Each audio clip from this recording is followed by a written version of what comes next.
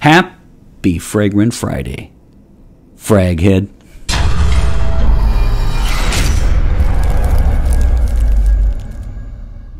Hey everybody, this is Ben here at That Cologne Guy, coming at you with a New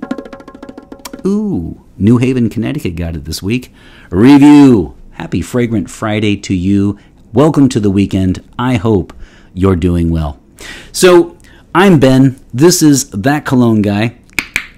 We are a small yet spirited channel, and it really helps out the channel if you could, first of all, smash that subscribe button. It really helps, and it catapults us up the search engines when people are looking for fragrance. Another thing that helps is always comment during the episode. If you don't have anything to say about this particular episode, let me know your scent of the day. I always love to know what juice you're rocking, and I keep Fragrantica open, and I always check out the ones that you guys are wearing, and it's something that I really enjoy throughout the week.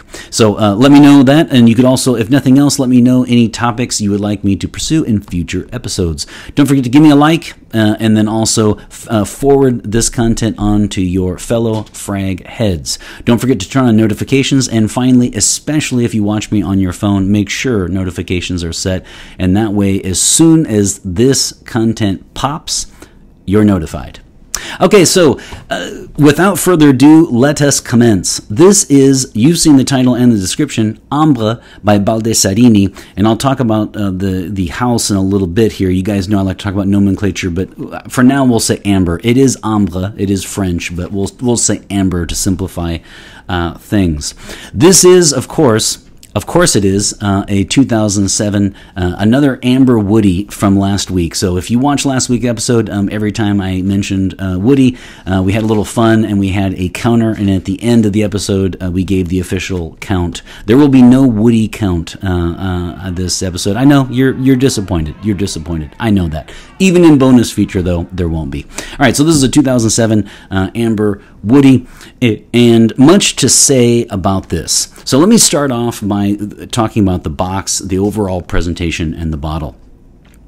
So the first thing you see again is Ambré, and it comes with the box. I don't know about you guys. I actually buy a lot of testers. I like buying the testers because I don't care so much about the bottle, and they're usually a lot cheaper. So that was the only way I was able to afford getting Amouage Gold. So the first thing I thought was maybe this was a tester. I did not buy this, and so let me also say quickly in passing, this is another gift from subscriber Brian. So I want to thank subscriber Brian again for sending me this bottle. Incredibly kind. 2 weeks ago was his birthday. Last week I sent him his birthday package, and he should be getting it any time now. It's taking a while in the mail only because I know, at least here, we are having yet again another snow day today. So the weather has been pretty nasty.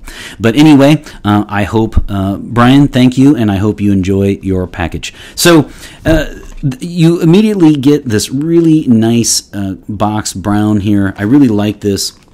When you take it out, though, I will say, might have to get the boo birds out. The second thing you see, I should say, is this right here, and this goes on all their fragrances. I looked on their site, and it is separates the men from the boys. That's really cheesy, folks. I mean, I'm sorry. I know I'm a little grumpier than you. That's cheesy. Separates the men from the boy. Really? Does it really? Don't think so. Cheeseball factor is high there, and that's on all their fragrances. We're getting dangerously close to Invictus type marketing. That's where the bad news stops, though, because as soon as you open the box, what you see is just a gorgeous bottle. The lighting here doesn't do it justice.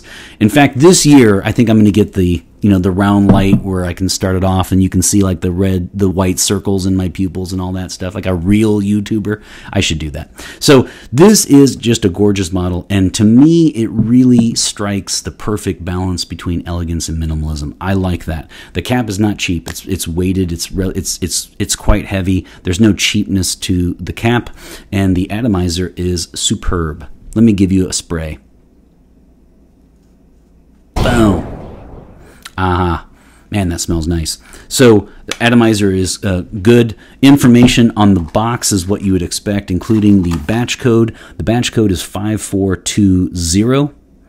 And that is also listed on the bottom of the bottle here. There you go, 5420. And that puts us at, the batch is October 16th, 2020.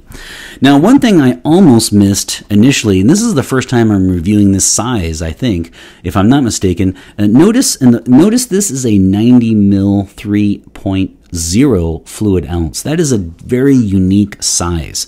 And so I almost didn't catch that at first because it does look like a 3.4 100 milliliter standard size, but it's not. It's actually a 90 milliliter 3.0 ounce. And so that's cool. That's kind of unique, and I liked that. This is an EDT, and it is marketed towards men. So that is the box and the bottle and the design. Now, let's get to the names, shall we? So we've already said that Ambré is French. People are going to call this Amber, though. But this has a French name. And then you see, of course, Baldessarini. And you're thinking Baldessarini must be German. And actually, close. But, of course, you're associating Baldessarini with Italian, and you would be correct. So here's another, just like the last couple weeks, I really enjoy the European companies because it gives me a chance to delve into their history. I love that. And so Baldessarini, of course, is an Italian last name. His parents moved to Kufstein, Austria. So Kufstein, Austria was part of, so he was born in January 1945, so World War II was about to end. It was getting close. So he technically was born in Nazi Germany, but of course it is modern day Austria. So he is Austrian. His first name is Ferner, what looks like W-E-R-N-E-R. Looks like Werner, but it's Ferner.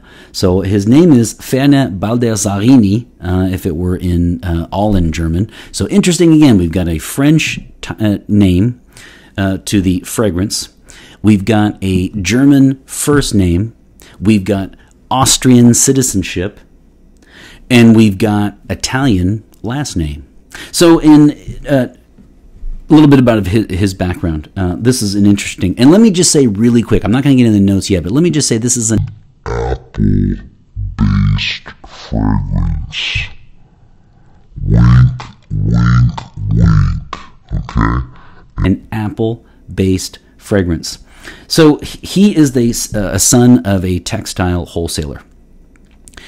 And then he, Ferner Baldessarini, started off as an apprentice to a textile merchandiser.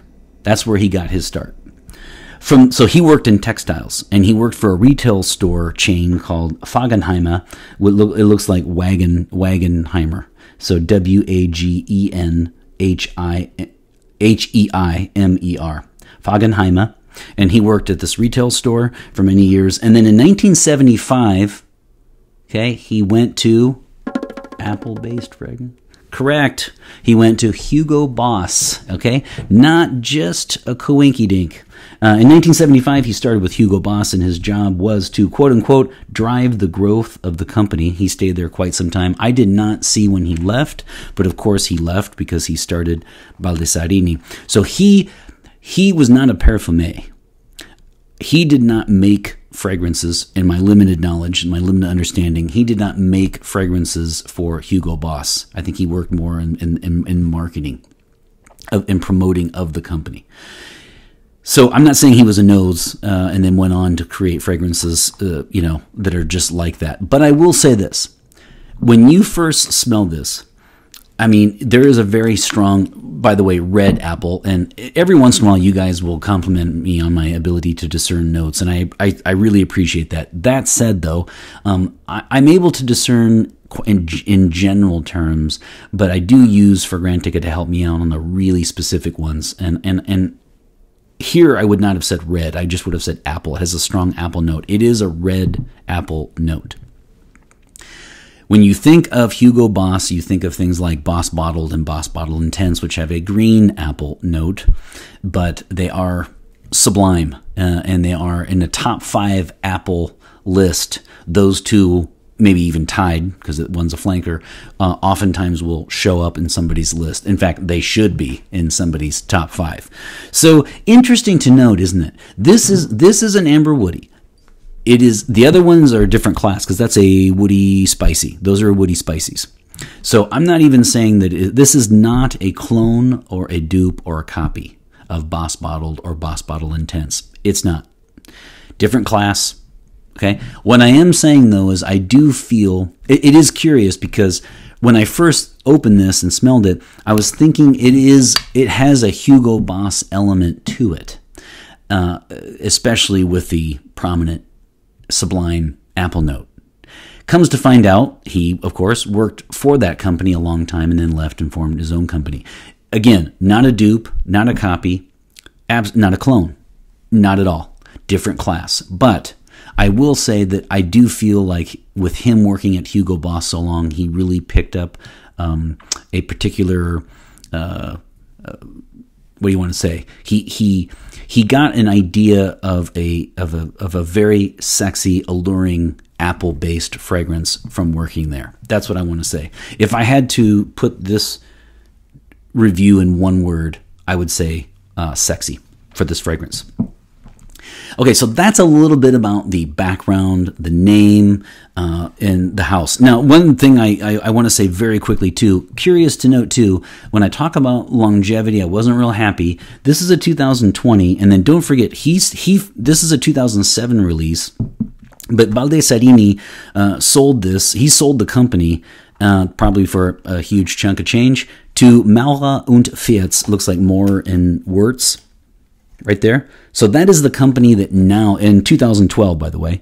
So anything that you have from 2012 on for this fragrance, it's possible that it's watered down. I don't know that because I've never smelled the original. I just have a feeling that the longevity might have been better before 2012. And you can, by all means, let me know if you have a bottle purchased before that time. That's just a thought that I had. So let's go ahead and since we're talking about longevity anyway, let's talk about it. So longevity is, we'll bring out the Boo Birds again. Longevity, you're looking at 4 to 6 hours, unfortunately, closer to 4, especially for somebody who is coming in and out of the outside. So I mentioned before, I walk a ton outside, and there was even one day where I had to come back and reapply at about 2 o'clock just to get me through till about 8 or 9 at night. That's going to make me unhappy, and so I was disappointed with longevity. I could always spray more on my clothes, I know that, but I'm still looking at 4 to 6, closer to 4. So when it comes to projection, you're looking about an arm's length away for the first 2 hours, and then after that it really starts to settle quite close to the skin. In terms of sillage, I think if you were coming in out of parties, I think you'd probably, rooms or parties, if you're going to many, coming in and out of rooms at a party, I do think you would leave a scent trail for the first 2.5 hours, and it smells divine. No one is going to dislike it, and it is original, so people will like it and they will compliment you. After that, though, I don't know that they would pick it up. So let me go to the event now, because I want to talk about that. Here's the thing about this one. You guys know that I have a lot of top 10s, and in my top 10s I do it by category, not by like 10, 9, 8, 7. I don't do it that way. I do it by categories. And one category I have is romantic night out. So like if you're going to go clubbing, or if you're going to go to, a romantic, a nice elegant restaurant, live music, whatever, but it will be picked up. So you want something boisterous, right? That's going to project and have great sillage. Now, when it comes to this one is perfect though for a romantic night in. So this one is not meant as a 365 day a year. This is not meant as like for the guys who have one fragrance in their collection. Well, that's not even a collection, right? they have one fragrance, on their dresser. That's it. Okay, this is not for those guys. This is not something you pick up at 8 o'clock in the morning every day and wear. It's just not. It's not meant for that. It's not a limitation. It's just not meant for that. This is for a romantic night in, when you're going to be, you have a date, special someone in your life is going to come over.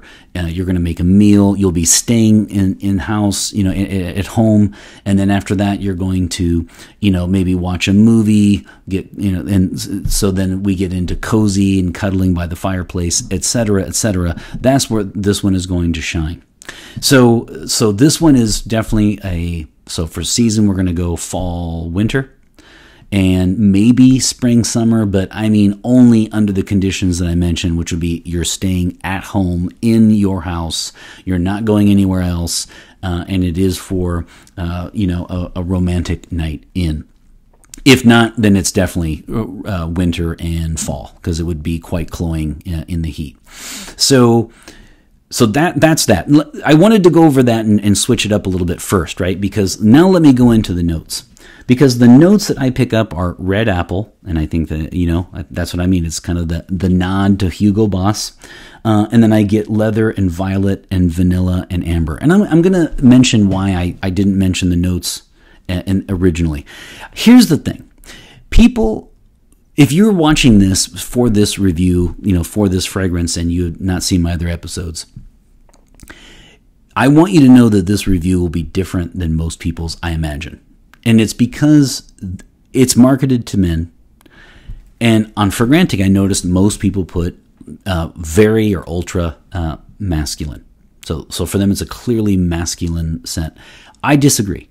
For me, if we're saying this is feminine, this is masculine, and the mic is unisex, I am saying for me, it is clearly a unisex fragrance. In fact, I would even go so far as to say that I really would like this even more on a woman. As I said earlier, my word, if I had to choose one for this fragrance, it would be sexy. This is a very sexy, alluring scent, and I do think with the vanilla, I pick up a lot of vanilla, amber, violet, clearly leather, and then of course the apple note. And I think this would be fantastic on a woman's skin. That's just my opinion. So here's what I would do. If I had a romantic night in, what I would do is I would give this one as a gift, and I would wear Boss Bottled Intense. If this if you do not have any apple-based fragrances in your collection, then this is a great first dip in the water with your toes. So I will give it that nod. That said, though, if you do have apple-based fragrances, or if you know that you like them, I feel like for the money, I would personally spend an upgrade to Boss Bottled, either Boss Bottled or Boss Bottled Intense. I like Intense more because it's got the cloves and cinnamon in it, but they're both great. Boss Bottled was a game changer. It's a fantastic fragrance, and if it's fantastic, it has to be made by one of really 3 parfumés. I'll give you a hint. It's not Alberto Morillas, so you've got a choice between 2 of my favorite female parfumés, and it would be Annick Menardo, who co-produced it. So that one is just out of this world, and I don't know. I every time I spray it, that's what I think. It is sexy. It's nice. I liked wearing it, but I think it would be even better on a woman's skin. In fact, I have no doubt. So those are the seasons, those are the notes. I wanted to go out of order this time because I wanted to give you more of a portrait of what this fragrance is doing. It certainly meets its goal. That is for sure. I mean, it is definitely made for one thing in mind, and love is in the air, no doubt. So there you have it. That is Ambré by Baldessarini. Now, when it comes to gender, here's the thing. I think this is going to be something like a 66-34, as odd as that is, so a 2/3 split, if you allow that. Meaning, for people who seek this out, buy it, it's a signature scent, they wanted it, so I exclude people when it was gifted to them.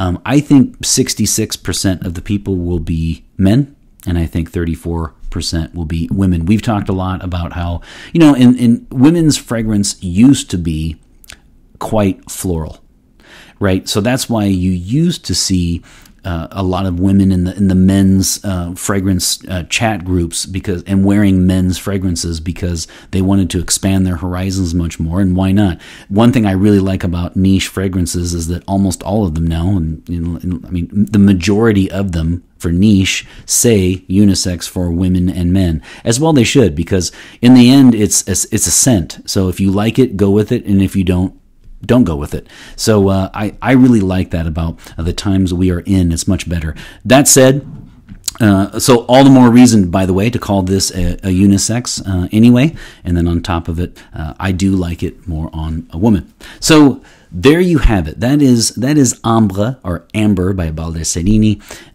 In the end, this was an easy rating for me. I've mentioned before the 1s and 2 out of 5 sprays is my rating system. 1 and 2, just I didn't really care for it. Sometimes I don't even get through the week anyway.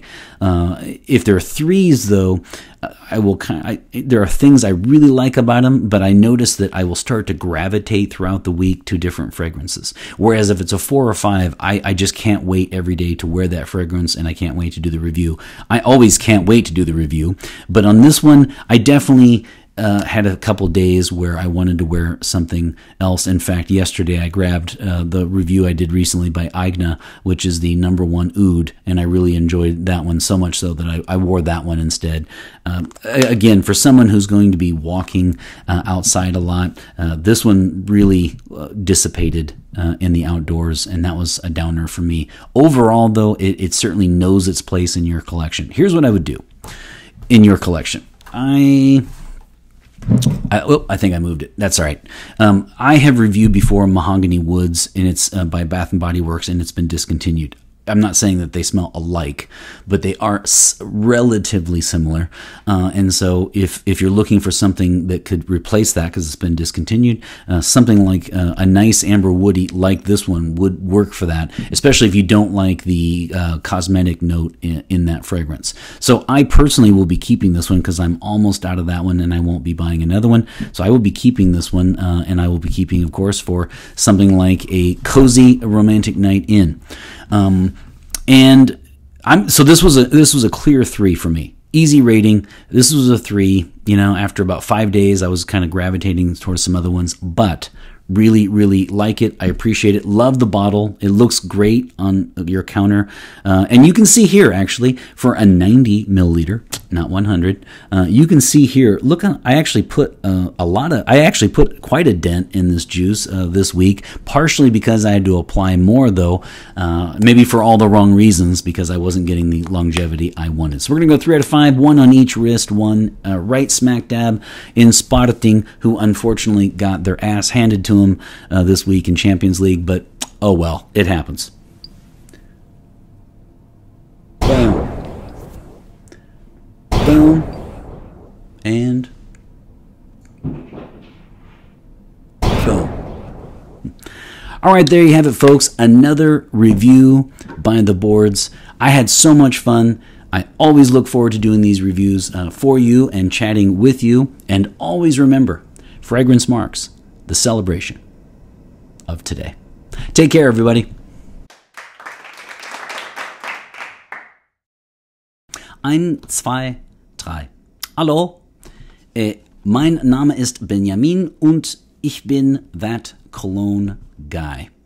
Hier ich habe Ambré auf Baldessarini und sagt hier Transportschutz bitte entfernen.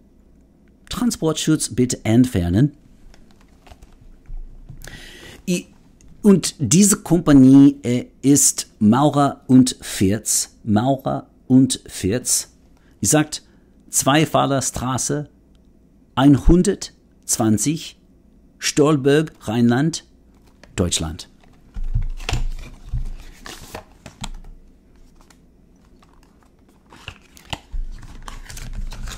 Für mich, ich glaube, dass diese Parfume ist für Frau, nein für Mann. Für mich in 5, für mich 3. 3, 1, 2, 3.